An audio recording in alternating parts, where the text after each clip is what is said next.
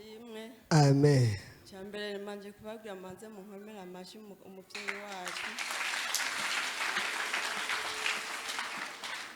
Kandi Imana imbabarire naratevye gushima. Je naragiye kubaka, maze kubaka. Ndabanza ndagira ikibazo c'uruvyaro. Gize ikibazo c'uruvyaro ndatwara inda ya mbere iravayo. Ntwaye ya kabiri umwana arabaho amaze umwaka acarapfa. Apfuye acahera imyaka 3 atayindi ndasubira gutwara. Ntangura ngenda mu masengesho nyene hirya no hino. Umunsi umwe nange mu masengesho iyo mu mirango duhura n'umumama araho kwa yarazi ibibazo mfise acambwira ngo nayo maze iminsi ngo ndakwiyumvira ko ngo ahubwo ngo Imana ishimwe ko ndakubonye. Acambwira ngo ugiye hehe hari kuwa gatandatu ndamubwira ati ngiye mu masengesho ngo hehe ndamubarira. Acambwira ngo hajya ngo kumayira ngo kumashengera abiri ngo rahazi toya. Acarahambwira ngo burya ngo ari umukozi w'Imana ngo asengera abantu ngo nukuri ngo no guhanura yuko wogenda wakagusengera. Turakoze Imana ishimwe tikaze Mariyo nzira ncamo burya niyo ngiye ndaheba ico gihe naciye mfata moto ishanurukira ngaho onye. Maze kurukira ngaho onye ndaza turabona n'umukozi w'Imana ndamubwira. Acambwira genda wewe uzokwibaruka. Numva umenga n'umugani numva umenga sinzi ivyari byambwiye. Burya ico gihe mbere hari cyagihe yaratanguye amasengesho y'imisi 120. Burya rero cyankomeza ndaza. Burya maze kuza nta mezi 2 haciye ntasubiye gutwara inda y'umwana. Ico gihe rero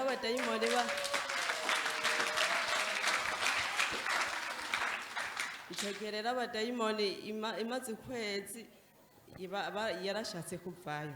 Ico gihe cyanda telefone umukozi w'Imana ndayimubwira. Acambwira ngo kubera ko utaje muri burakeye namubwira ati sinzi isaha itangirira aho hari mu masamoya. Ndamubwira ati none uburanoze ukansengera. Acambwira ngo nta na kimwe. Ico gihe cyafata imoto. Fashe imoto ndaza.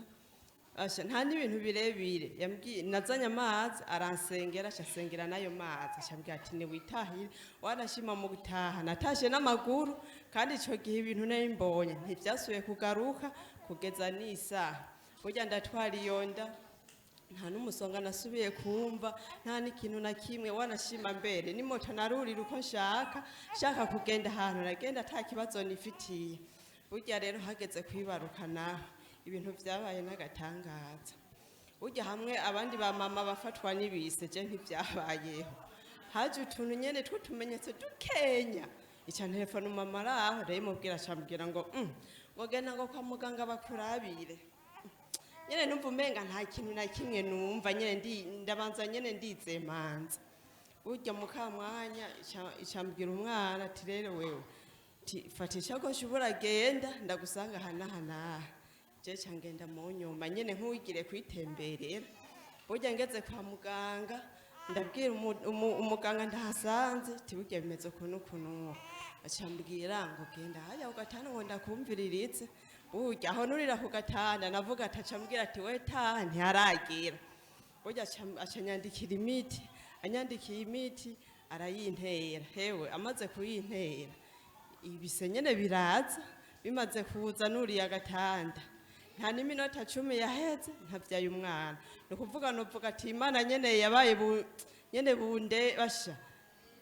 Umva ibintu Imana yankoreye n'agatangaza numva yaramvyinishije mu ncamake.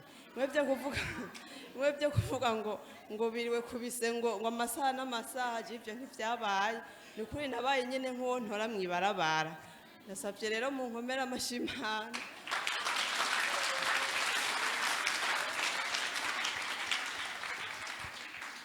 Abatararonka mushishikare kwizera nta kinanire Imana. Naye yanje yari Imana ibahe. Amen.